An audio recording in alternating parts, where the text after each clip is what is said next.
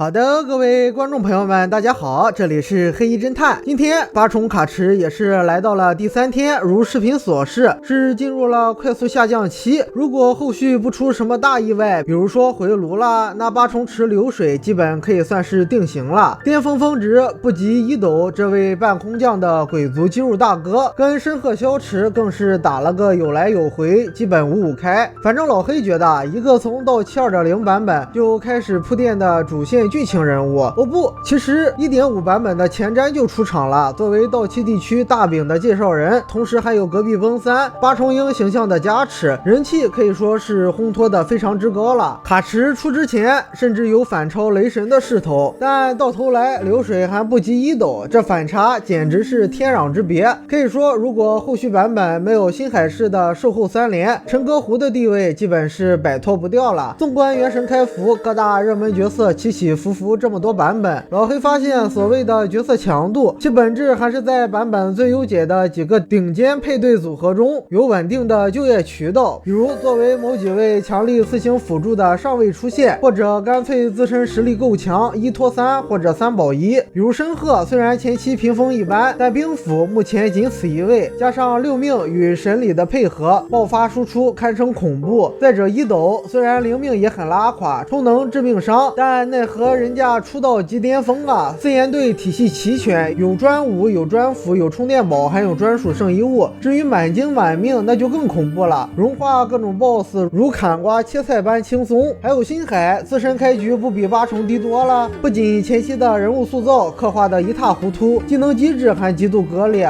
只天赋和命座，但奈何人家是目前最强的挂水工具人呢，还能提供奶量，减少工具人栏位的同时增加队伍的容错率。雷神就更不提了，平民玩家福音，雷神国家队的主要支柱，2命后还有雷9万般，输出也是不遑多让。那综上所述，所谓角色强度，其实就是在热门队伍里有一个稳定的就业岗位。毕竟原神是一个4角色组队配合的游戏，单把一个角色孤零零的拿出来评价，其实意义并不大。所以说八重想要日后屏风反转，除了未来的专属圣遗物以外，还需要与之相绑定的角色来配合，这大概就是老米985策划下的一盘大棋吧。你以为他们能不知道目前八重的强度吗？可他们还是把它上线了，目的就是从 1.0 版本角色机制完整命座增伤模式升级到 2.0 版本角色灵命机制残疾高命完整，再到满命还不是结束，专属4星辅助才是第7命，以及到现在的不仅需要专属4星，还需要后续专属5星角色的配合机制才完整。不把后续售后的拼图角色全拿到，你还想舒舒服服打伤害？没门儿！在这套一步步层层加码的玩法下，角色机制被越拆越碎，而怪物却越来越强，玩家越来越弱。说白了就2个字，骗磕就完事儿了。那好的，以上就是老黑的一些小牢骚，若有不对的地方，还望各位大佬轻喷。那咱们有缘下期再见，